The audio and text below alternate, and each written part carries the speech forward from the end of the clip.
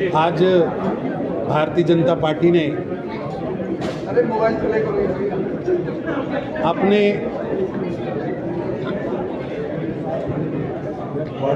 संवाद केंद्र का उद्घाटन किया है। ये संवाद केंद्र स्थापित करने के लिए मैं भारतीय जनता पार्टी जम्मू कश्मीर की मीडिया टीम को और विशेष रूप से हमारे राष्ट्रीय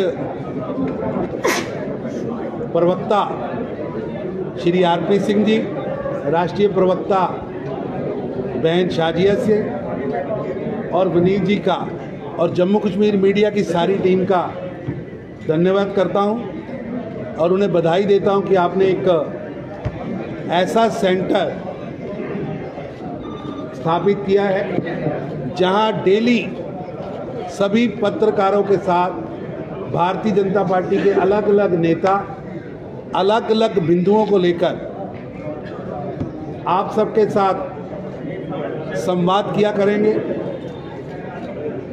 दिन में पिछले दिनों आप सबकी एक इच्छा थी कि एक ऐसा संवाद केंद्र होना चाहिए जहां भारतीय जनता पार्टी के प्रवक्ता, मीडिया के कार्यकर्ता उपस्थित हों और आपके पास ऑफिशियल सब चीज़ों की न्यूज़ पहुंच सके। उसके लिए जो काम यहाँ पर हमारे मीडिया विभाग ने किया है, मैं उसके लिए बधाई देता हूँ और मुझे पूरी आशा है कि अगले लगभग 30 दिन ये मीडिया संवाद केंद्र भारतीय जनता पार्टी की बात आप तक पहुंचाने इस चुनावी प्रक्रिया में काम कर रही है और भारतीय जनता पार्टी का लोकतंत्र के प्रति अपार श्रद्धा भी है और विश्वास भी है। चुनाव आयोग ने जिस दिन से चुनावी प्रक्रिया शुरू की, संवाद स्थापित करने के लिए भी भारतीय जनता पार्टी, हमारी सारी सीनियर लीडरशिप, केंद्र के प्रवक्ता भी यहाँ हैं, हमारे चुनाव के चेयरमैन जुगल जी भी यहाँ हैं, पार्टी के सबसे बड़ा चेहरा जो केंद्र में पीएमओ मंत्रालय भी देखते हैं और बड़ी जिम्मेवारियां हैं, ऐसे डॉक्टर जितेंद्र सिंह जी भी हैं, पार्टी के चुनाव प्रभारी और केंद्रीय मंत्री किशन रेड्डी जी भी हैं, हमारी जिनकी लीडरशिप में पार्टी बहुत ग्रो की है, ऐसे हमारे प्रदेश अध्यक्ष श्री रविंद्र राणा जी भी यहाँ मौजूद हैं, हमारे पूर्व प्रदेश अध्यक्ष सतपाल जी भी यहाँ मौजूद हैं, सत्यजी शर्मा, शाजिया दीदी भी यहाँ हैं, आरपी सिंह जी भी यहाँ हैं और पूरी टीम यहाँ उपस्थित है। हम प्रयास करेंगे कि दिन में 2 बार, जुगल जी आप भी दिन में एक चक्कर यहाँ पत्रकारों के साथ चाय पीने में जरूर गुजारें। वो तो मीडिया विभाग तय करेगा किसको आज प्रेस करनी है, किसको कल प्रेस करनी है और आज की पहली प्रेस शाम को होगी। ये तो 0 आवर है, हम आपसे बात कर रहे हैं और उद्घाटन का दिन है, लेकिन मैं क्योंकि आप सबको 7 दशक से तपस्या कर रही और 7 दशकों से भारतीय जनता पार्टी का एक स्पष्ट एजेंडा है। 1950 से लेकर 1947 से लेकर चाहे प्रजा परिषद के मॉडल पर हो, जिसे परम पूज्य श्री प्रेमनाथ डोगरा जी ने शुरुआत की थी और हमारे श्यामा प्रसाद मुखर्जी जी ने बलिदान दिया था, जिस सोच के लिए श्री प्रेमनाथ डोगरा जी ने तपस्या शुरू की थी, उस सोच को आगे बढ़ाने के लिए भारतीय जनता पार्टी की 3 पीढ़ियां खपी, 3 पीढ़ियां खपी। और मुझे गर्व है कि पिछले 7 दशकों से भारतीय जनता पार्टी, जनसंघ, प्रजा परिषद के कार्यकर्ता यहां तपस्या करते आ रहे हैं राष्ट्रवाद की सोच की। और हमने अपने सैकड़ों कार्यकर्ता, अमर शहीद टीकालाल टिपलू हो, यह भूमि हमारी मातृभूमि है, जैसे कन्याकुमारी वैसे ही कश्मीर। और इसलिए पूरे भारत के अंदर भारतीय जनता पार्टी का कार्यकर्ता चाहे किसी भी कोने में रहता है, उसके लिए जम्मू कश्मीर हमेशा ही प्रायोरिटी पर रहा। हमने कई आंदोलन यहां चलते हुए देखे। जो मैनिफेस्टो लागू किया है, आज कांग्रेस पार्टी और नेशनल कॉन्फ्रेंस मिलकर यहां चुनाव लड़ रहे हैं, वो वापस 370 और 35 से लाने की बात कर रहे हैं। यानी वापस जम्मू कश्मीर को गोलियों, बम, हड़ताल, हमले, पत्थरबाजी, इन 3 परिवारों ने दहलाया। और प्रधानमंत्री श्री नरेंद्र मोदी जी के नेतृत्व में जम्मू कश्मीर को सहलाने का, उसके जख्मों पर मरहम लगाने का काम प्रधानमंत्री मोदी जी ने किया है। और हमारी कमिटमेंट है ज़ीरो टॉलरेंस ऑन टेररिज्म, ये हमारी वचनबद्धता है। 5 अगस्त 2019 के बाद लगातार टॉलरेंस ऑन सिविलियन किलिंग पर भी हमने पहरा दिया।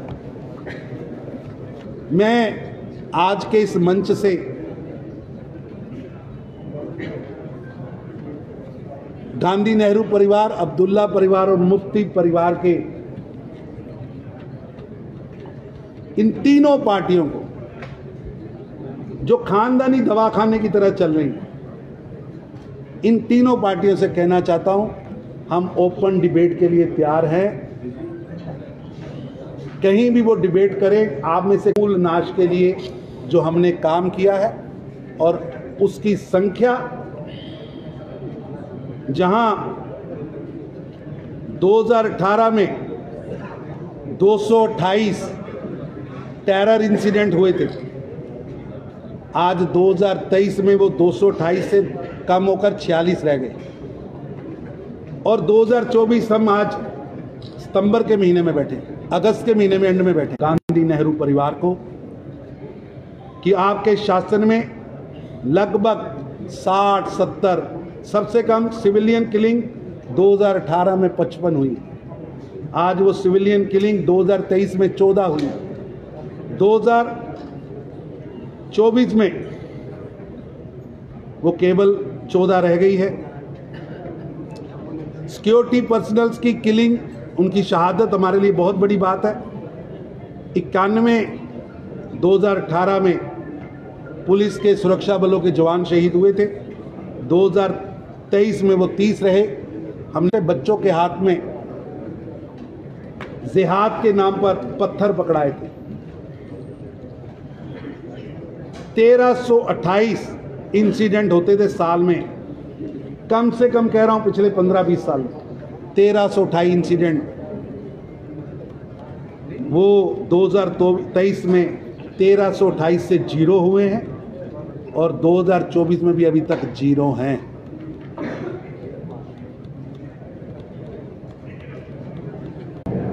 नकली मुठभेड़ और निर्दोषों की हत्याओं को भी हमने खत्म किया। मैं अब्दुल्ला साहब से निवेदन करूंगा, ओपन डिबेट के लिए तैयार रहे।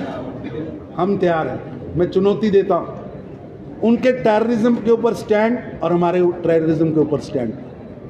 मैं उन्हें चुनौती देता हूं नागरिकों की सुरक्षा और हमारे समय में नागरिकों की सुरक्षा। मैं उन्हें चुनौती देता हूं 370 और 35A के बारे में जो षड्यंत्र और झूठ फैला रहे हैं, उस पर इंटर के सांसद रोहेला साहब एक प्रेस इंटरव्यू में 1990 रिपीट करने की बात कर रहे हैं, हिंसा रिपीट करने की बात कर रहे हैं। 1,60,000 कश्मीरी पंडितों को 1990 में निकाला था, उस तरह के घटनाक्रम की बात कर रहे हैं। क्या ये स्टैंड है कांग्रेस का? ये स्टैंड है एनसी का? और मैनिफेस्टो में फारूक अब्दुल्ला साहब आपने कहा है कि हम जेल में बैठे हुए उन लोगों को छोड़ेंगे कि आतंकवाद और एनसी कांग्रेस का चोली दामन का साथ रहा। हम भी 1990 भूले नहीं हैं, जम्मू कश्मीर की जनता 1990 भूली नहीं है, क्योंकि 1990 में देश के गृह मंत्री महबूबा जी के पिताजी मुफ्ती साहब थे। हम भी 1990 भूले नहीं हैं। 1990 जनवरी में जो काली रात थी, उस समय मुख्यमंत्री फारूक अब्दुल्ला साहब थे। कह रहे हैं कि जेल से छोड़ेंगे, और लगातार जब 2004 से 14 कांग्रेस की सरकार थी केंद्र में, वही यासीन मलिक जो आज जेल में है, उसके साथ देश के प्रधानमंत्री सरदार मनमोहन सिंह जी का फोटो शूट कराया जाता है। रेड कारपेट आतंकवादियों के लिए बिछाया जाता है। आतंकवादियों को पोषित किया जाता था, महामंडित किया जाता था। क्या उस दौर में कांग्रेस ले जाना चाहती? प्रेसिडेंट हैं और इसके अलावा हजारों निर्दोषों की हत्या हुई। किस ओर जम्मू कश्मीर को ले जाना चाह रहे हैं? क्या वापस वो बरातें मारी जाएंगी? क्या वापस खून से सने हुए चावल मां को खिलाए जाएंगे, पत्नी को खिलाए जाएंगे? इन सब विषयों पर